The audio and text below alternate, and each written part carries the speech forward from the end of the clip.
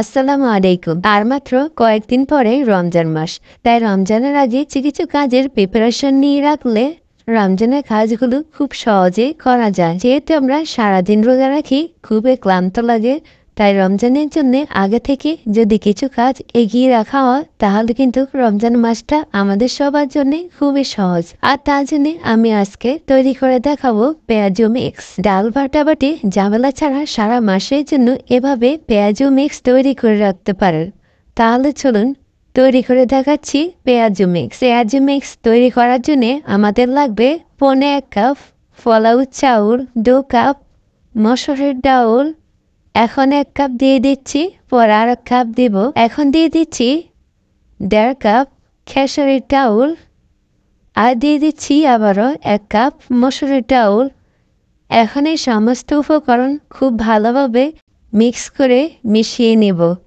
সব কিছু একসাথে মিশিয়ে নেওয়ার পরে এখন এই মিক্স করা ডাউলগুলো খুব ভালোভাবে পানি দিয়ে ধুয়ে নেব।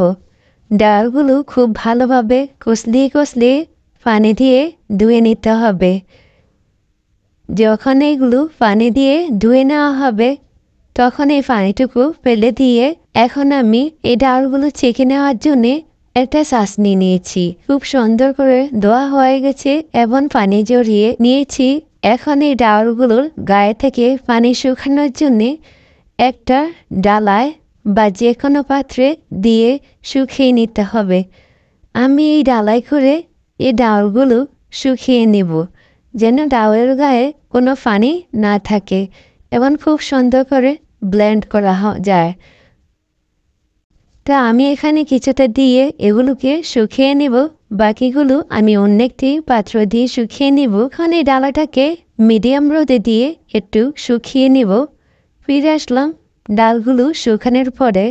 এই তো দেখতে পাচ্ছেন ডালগুলো কিন্তু শুকিয়ে গেছে। আর এখান থেকে আমি 3 ভাগে ভাগ করে নিয়েছি, কারণ আমি 3 রকমে করে এই ডালগুলো ব্লেন্ড করে নিব।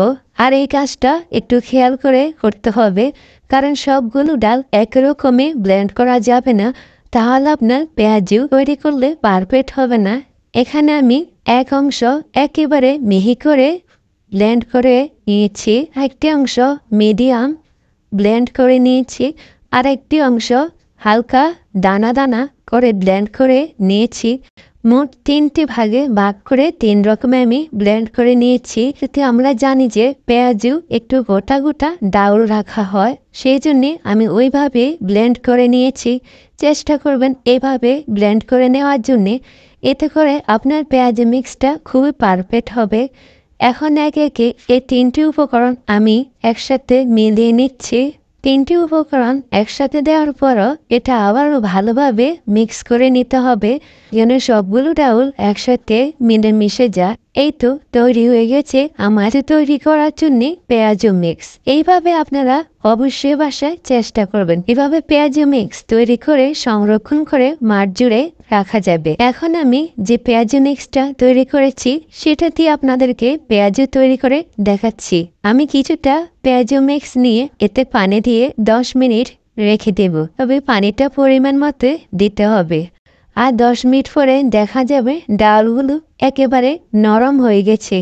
বাটা ডাউল যেমন তেমনই হয়ে গেছে। ডাউলটা ভিজিয়ে রেখে এখন আমি পেঁয়াজু তৈরি করার জন্য এই উপকরণগুলো নিয়ে নিচ্ছি। প্রথমে নিয়ে নিচ্ছি 1/2 কাপ পেঁয়াজ, ভাজিয়ে দিচ্ছি 3টি কাঁচামরিচ কুচি, তার সাথে এখানে দিয়ে দিচ্ছি ধনিয়া পাতা কুচি, আর দিয়ে দিচ্ছি সামান্য রসুন পেস্ট, দিয়ে দিচ্ছি জিরা গুঁড়ো, দিয়ে দিচ্ছি সামান্য গোলমরিচের গুঁড়ো, আপনারা না চাইলে না দিতে পারেন। দিয়ে দিচ্ছি 4 চামচ ধনিয়া গুঁড়ো, দিয়ে দিচ্ছি স্বাদ মতো লবণ, এর সাথে দিয়ে দিচ্ছি এখানে 1 চা চামচ হলুদ গুঁড়ো,